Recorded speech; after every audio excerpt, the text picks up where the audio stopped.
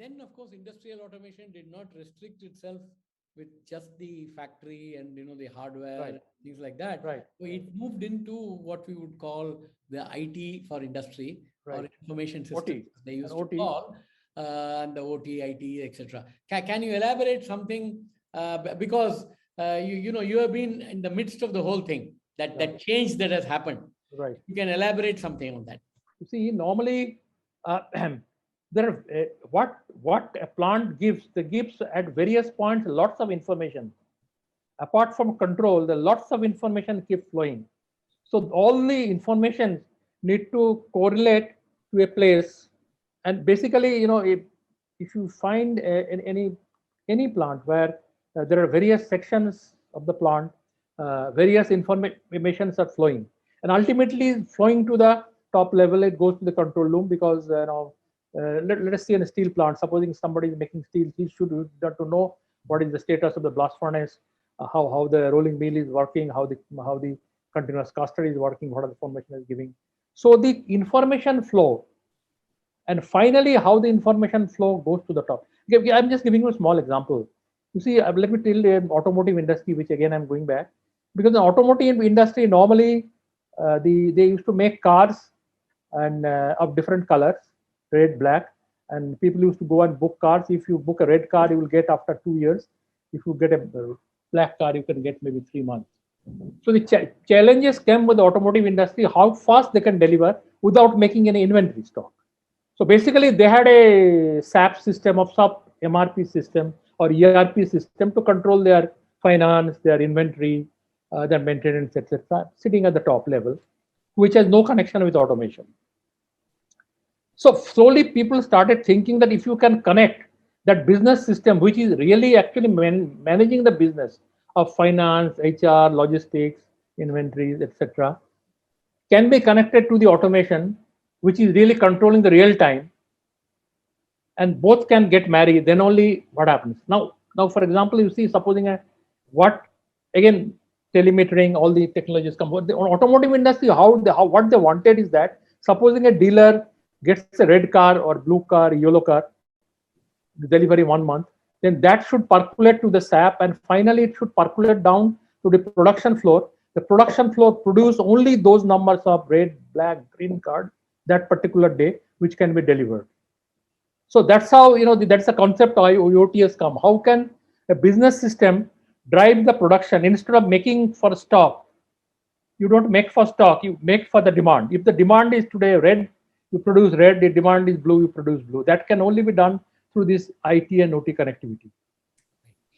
Now, and then, of course, the internet came, Yes. and the internet, of course, revolutionized everything, Right, and we right, went to right, IoTs and right, Industry 4.0, right, etc. right. Now, talking about you, I mean, you spent quite a number of years with David K. Allen Bradley, Yeah. that combination. How many years was that? It's about 30 years. 30 years. Yeah. And subsequent to that, I mean, I think you moved to ABB. ABB, right, right. And you had, of course, another stint there, a reasonably big stint. Now, how did you see from ABB? You have always been from one manufacturer, and one technology where you've been worked. Right, Now, right. when you shifted to ABB, did you see anything different in the marketplace? Yeah. You see, actually, that was one of the point of which I had the knowledge, because Allen Bradley, Rockwell, DBK, we were only focused on automation on the industry. Whereas ABB, when I came to ABB, is end to end. From the generation of a power, then it get transmitted to a substation, and from substation it getting distributed, and then from the distribution it goes to the motor, and that motor is controlled. So it is a concept where the automation is the end of the line. So like and also again IoT, I'll come back to IoT next. Like supposing you say steel plants, say a typical steel plant, where the power comes at say 132 kV, it comes to a substation which is been manned by ABB or Siemens. There again, there is a concept of automation, because today's the relay technology, productive relay technology is again computerized. It is again programmable. So I could see the end-to-end solution. when you're going to a customer, starting from a substation till the rolling mill, motion motor, how the rolling mill tension is getting controlled through a DCS, through a drives, and how it is getting monitored.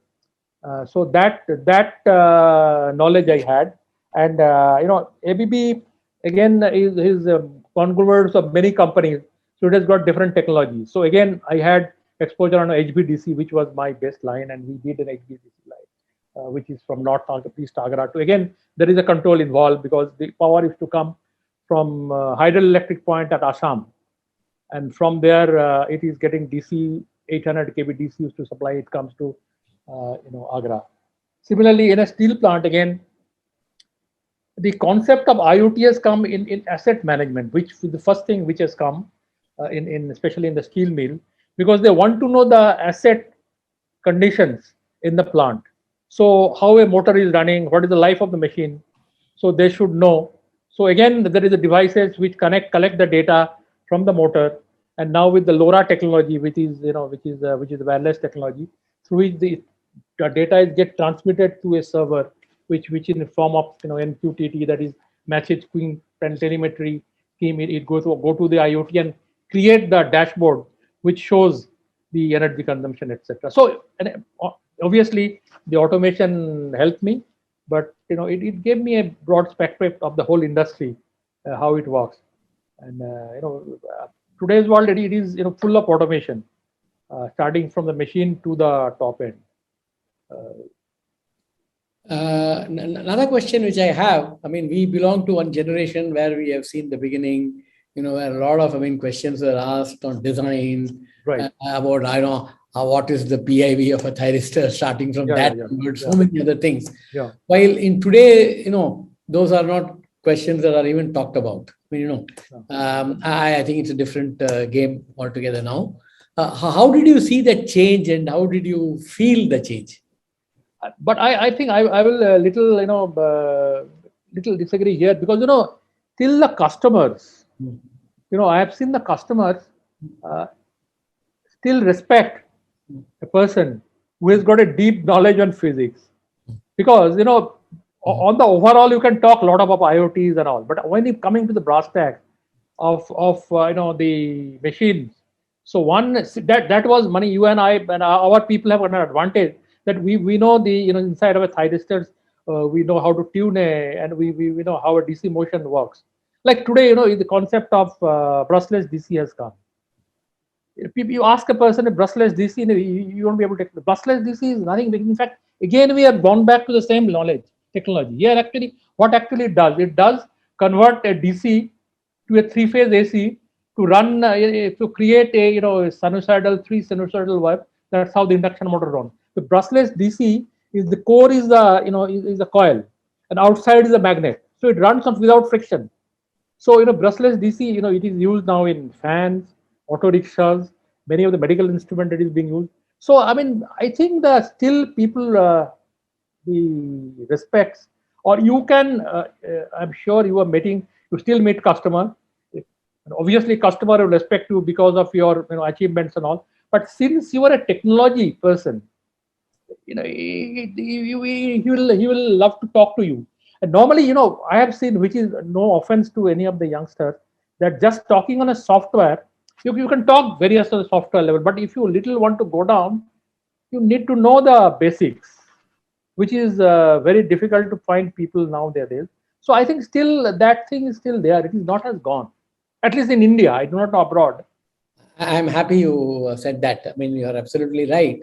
I think that still, serious customers look for such technical. Yeah.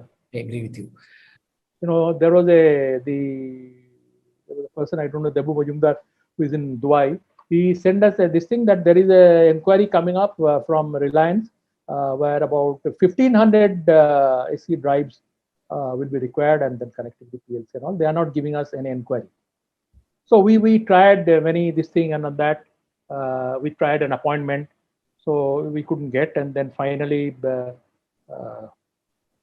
we got an appointment, and they said that we'll give you 5-10 minutes maximum to make presentation, and talk about your what it gives you. You don't know about the fiber machine. fiber machine which makes the fiber, this. So each machine has got 125 drives. So like that, there are many machines are there. So there was a person who came from US, John McComb. He is basically a mechanical engineer, and he worked in spinning mill. He worked in DuPont. So we took him because he's an American, and so they gave us Thika, you will give you 10 minutes time, you come and speak. So he came, and all engineers were sitting. The main person has not come yet.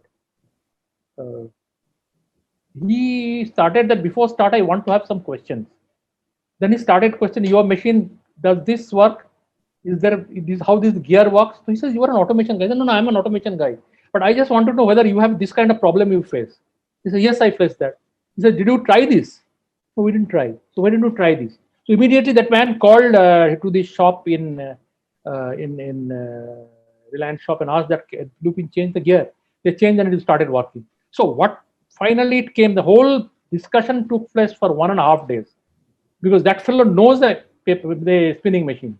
So as you rightly said, if you really knows the customer pain point, so then selling automation is not a problem. But if I go as an automation engineer and start talking on bits and bytes, many a time I may not be able to sell. So it is important for whoever is should have some domain knowledge. And the customer, what is customer's pain point? Then only he can be successful. That's my experience. That very, very, very true. Absolutely. Now, what do you see in the near future? I mean, things moving to. I mean, we talk today about Industry 4.0. We talk about IIoT. We talk about connected factories and all. How and what do you think as we go down the future? I mean, will be for automation. I think of course, one great thing is that the internet, the power of internet has come. But I think there are, some of the things is going to come is the neural technology. You see, the technology is going to change such a way that you will not need any specialist. Even from a doctor's, you can do a specialist sitting in Delhi, sitting in Bombay, can do an operation in New York. With this technology which is coming, you can. With the robotics is one of you going. And I was in ABB. I had an opportunity to work on robotics. But the robotics, neural network, I think these are the things which is going to come because the hardware is becoming very, very powerful. The electronics is becoming very, very powerful. So the domain knowledge of a person sitting at one place, he need not run around. He can perform some of his specialty function. So people may not have to go to Vellore for do a eye operation. He may sit in Calcutta, and somebody in Vellore may do the operation through a robotics, through the neural network, to do the whole operation sitting at things. I think that thing is going to come. And also another thing I think is going to come is the from the legal side also, the barrier of knowledge or the language. Supposing you go to in US, so US court, an Indian lawyer cannot go and preach in US court. But I think the whole thing is going to change because there will be software, there will be technology through which a person sitting in India can do some cases in abroad. I mean, these are loud thinking, but the technology in the medical line, which is neural technology and robotics, pure robotics, is going to make a huge change. So apart from industry, I think it is going to come to the mankind. What about artificial intelligence? I'm talking about AI, the artificial intelligence, neural network, and AI is going to be the beginning of the future. Thank you. But again, it is also can be a curse that if it is used in a wrong way, it can be it can be a dangerous also. Absolutely. Ranjan, thank you very much. I mean, it was a great pleasure talking to you. Thank you, Mani, and thank you for the opportunity given to me. It is very kind of you. I must say that you have touched upon all the factors that goes into automation and what we are looking for the future. And I think in today's context, there are very few people with the amount of experience that you have. I mean, I think you started in the early 70s, and it's more than 50 years now, more or less, around 50 years. Therefore, it's a great pleasure talking to you, and I think this will do a lot of good to the young budding engineers who come up. Thank you very much. Thank you, man. Thank you, Mani. Thank you very much. Thanks for your time.